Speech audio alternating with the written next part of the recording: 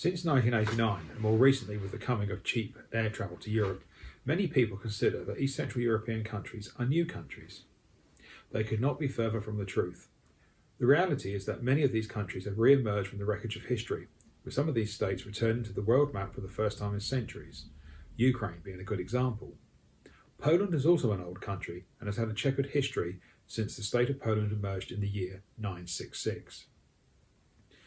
966 is the year that many Poles mark as the foundation of their country, as was the year when King Mieszko I converted to Christianity in order to get papal support for his own ambitions in uniting the various tribes which made up what was the foundation of the Polish people and their nation. Poland was to play an important role in medieval Europe and was often considered to have been a bulwark for the preservation of what many considered to be civilization, or quite simply Western Christian values. During the medieval period, Europe was often challenged from two directions, the south and east, as Christianity and Islam vied with one another for superiority, influence, and directly out from Eurasia and beyond as far as modern Mongolia. Mongolian invasions of Europe saw Mongol armies during the 13th century march from their homeland right into Central Europe. Finally, the Mongols ceased invading and raiding Europe, for reasons which are not entirely clear, but it may well have been that it was finally realised that there was little profit to be gained in stretching supply lines for long distances, while the Europeans began to learn how to counter Mongol offensives, as the deeply forest areas of Europe was a terrain that the Mongols found difficult to operate within. The Poles have been one of the peoples which had had to endure Mongol invasions, and today remain very proud of their ancestors' prowess on the battlefields nearly 800 years ago, when a Polish army, outnumbered 2-1, defeated a Mongol army near Gorschlich.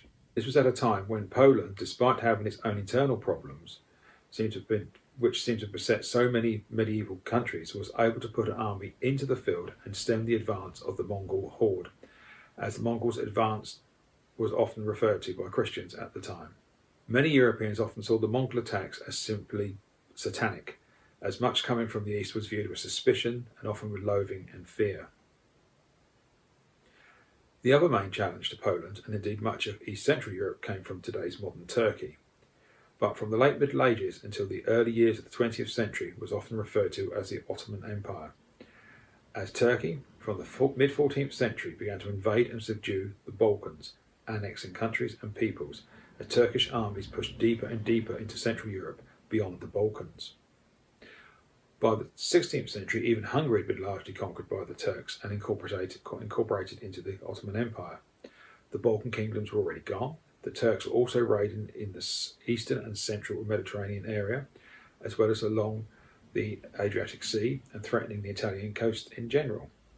Finally, Turkish ambitions reached Polish territory, which saw a checkered series of Polish military prowess, with Poland at one point having to cede much of its territory to the Turks until they could be recovered. However, in September 1689, Polish military history was retrieved, as at the Battle of Vienna, the Polish king, Jan III, led a Polish cavalry charge which raised the siege of the Austrian capital, Vienna. Nevertheless, it should be considered that despite Polish success on the battlefield, the glory days of the Polish kingdom were already behind it. Medieval Europe, including Britain, was often a patchwork of kingdoms and fiefdoms, as various warrior kings fought and betrayed one another, often for a meagre parcel of land. But Poland had yet another enemy, geography. Poland had always laid between two powerful states, which were to become Germany and Russia. At a time of tribal alliances, it was possible for Poland to prosper and expand, but so could other states. Polish expansion into what is modern Ukraine should be considered a mistake, but during this period land was all, and so monarchs and land warlords tried to amass as much territory as possible, either through warfare, negotiations, or marriage. However, territory has to be held, and there was always someone who wanted to take what another held. In Ukraine, the Poles encountered many problems, especially from the native Ukrainians, who from the start were opposed to their Polish masters, who were Catholic, while most Ukrainians were Orthodox Christians. This division was easily played up by others who did not necessarily have the interests of the Ukrainians at heart, but sought to pursue their own ambitions. Therefore, during the 17th century, there were risings in Ukraine as locals, urged by freebooting Cossacks and supported by Muslim Tatars, sought to remove the Polish overlords from Ukrainian soil. This revolt eventually led to Polish losses in the Ukraine and the beginning of the ending of Polish sovereignty, which came to a head during the 18th century. By the 18th century, Polish influence was on the wane. It had been a slow decline, as not only had internal and external conflicts reduced Polish impact on the world stage, but also the opening up of the Atlantic Ocean to trade had also hurt Polish fortunes. In the past, Poland had been part of the so-called Silk Route, which had seen merchants travelling eastward overland as far as India and China. The discovery of the Americas and the ability to navigate by sea had caused a shift away from the long and dangerous journey eastwards by land. Poland had no access to the Atlantic Ocean and became a backwater, whilst countries such as Britain, Spain and Portugal began to make the most of their coastlines and set out for the Americas and beyond for trading and empire building. As Poland became less important economically to the world, it also began to suffer from its perennial problem, geography. As Poland declined, its neighbours began to prosper by building empires within Europe. The neighbours, namely Austria, Prussia after 1870 Germany, and Russia, were to wage war on their neighbours, annex territories, and merely swindle their way into taken territories next to them. Poland largely failed to be duped into losing their lands, as the three East Central European imperial powers, in 3 stages over a period of 20 years, quietly altered Polish frontiers in 1772, 1790, and in 1795. The third partition of Poland in 1795 wiped Poland off the world map until 1918. There was little said about the disappearance of Poland, an old European state. The Poles had few, if any, friends, while Europe had been in a state of flux since 1789 as a consequence of the French Revolution. An inconsequential state such as Poland was not going to cause others to go to war to defend its independence or borders. Indeed, it suited many that Poland had gone. There was a brief period of hope when many Polish noblemen were duped into following Napoleon into Russia during his ill-fated 1812 invasion of that land. The defeat of Napoleon there and his final defeat in 1815 saw many Polish nobles being exiled in France. There were 3 Polish uprisings during the 19th century against their imperial overlords. All of these revolts failed, as the imperial powers in turn gave Polish peasants what they really wanted: land and an end to serfdom. It was only the nobles who wanted Polish independence, as it would have meant a return to their former lifestyles at the expense of their perceived lesser countrymen. Once Polish peasants received land and a small measure of freedom, they abandoned their support for the Polish aristocrats. The final revolt against Russian imperial rule in 1863 saw the end of Polish hopes for a generation and a new century, and it was the work of a single man, the Lithuanian aristocrat Józef Piłsudski, who was to restore hope to Poland. Piłsudski was born in 1867 and was brought up in an atmosphere of Polish nationalism by his mother.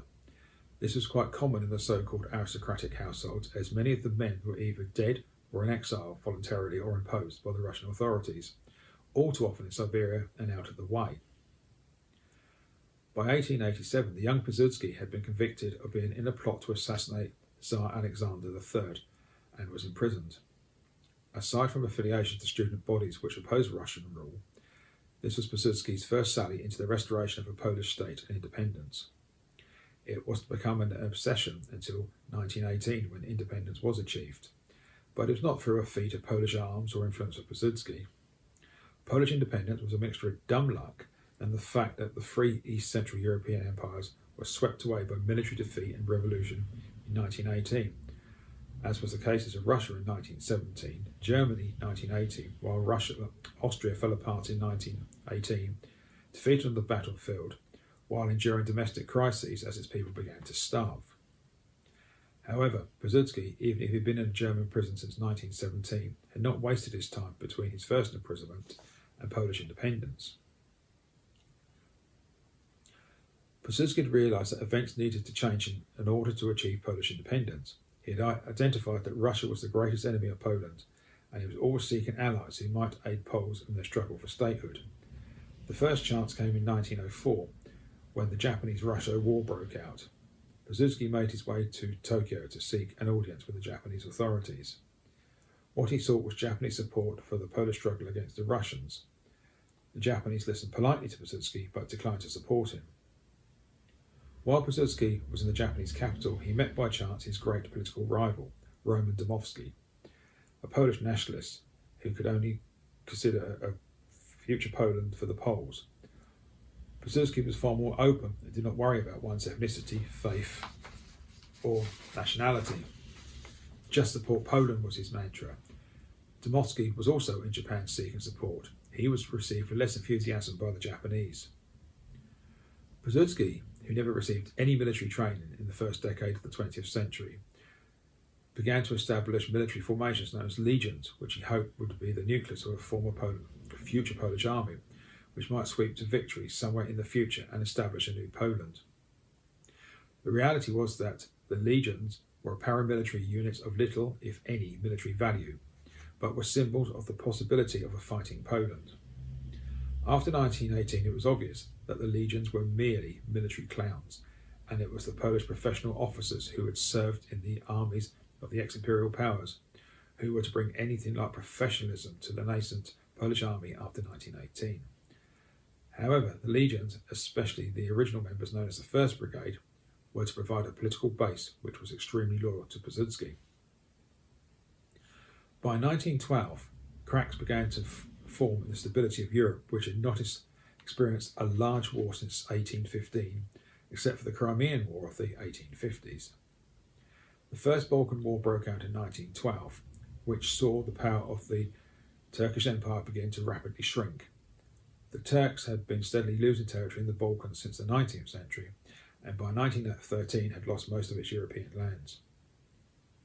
Piłsudski, however, detected that something larger was afoot and predicted a larger conflict, at least a European-wide war, from which Poland would be able to retrieve its lost independence. He was correct. In 1914, Europe did indeed go to war. Piłsudski was able to see the imperial Russian system was doomed to fail under the duress of war, and so put himself and his legions at the service of the Austrians. Many poor Poles fought in regular warfare in the First World War in the armies of the three powers which had partitioned Poland, often pitting cousin against cousin, with the Austrian and German armies fighting the Russian armies.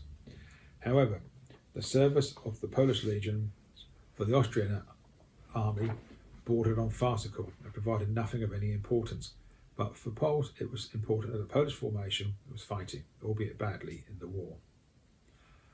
Piłsudski was happy that for the first time since 1863, Poles were fighting towards their own independence, rather than sitting in sad and pitiful exile doing nothing. As Piłsudski had predicted, the war had begun to degrade the three East European empires, and in 1917 the weakest link, Russia, broke, as revolution unseated the Tsar and imperial rule in Russia was at an end. A coup in November 1917 saw the Bolsheviks, under their leader Lenin, seize power in Russia. This was to lead to a civil war in Russia and its withdrawal from the war. 1917 was an important year for Piłsudski as the legions because the Germans, who were beginning to dominate the Austrians, demanded that Piłsudski and his followers swear an oath of allegiance to Germany and Austria, or quite simply the Central Powers. This Piłsudski and his men refused to do, and were imprisoned by the German authorities, where they remained until November 1918. They paid no part in the so-called liberation of Poland. The reality was that the American president, Woodrow Wilson, had made Polish independence part of any peace deal in Europe, while Piłsudski himself was snuck into Poland by the Germans in order to seize control of Poland. This was something that the Germans had done during the previous year when Lenin was sent to Russia to cause as much mayhem as possible. Perhaps the Germans thought that sending the Piłsudski to Warsaw might be of benefit to Germany, as defeat and disaster largely loomed for that country. Piłsudski, as he said, arrived in Warsaw, found power in the gutter, picked it up, and assumed the role of Polish leader. Poland had weirdly become independent and had returned to the world map for the first time since 1795, but for its long-term existence was not certain as new wars began. The major powers, the giants, may have finished fighting, but the small new nations, the pygmies, according to Churchill, were about to start fighting, as they all made land grabs against one another. Poland was no exception, and in the next lecture I shall discuss the Polish Wars and how against all odds Poland defeated the Red Army, established its own frontiers, and kept communism out of Europe for a generation.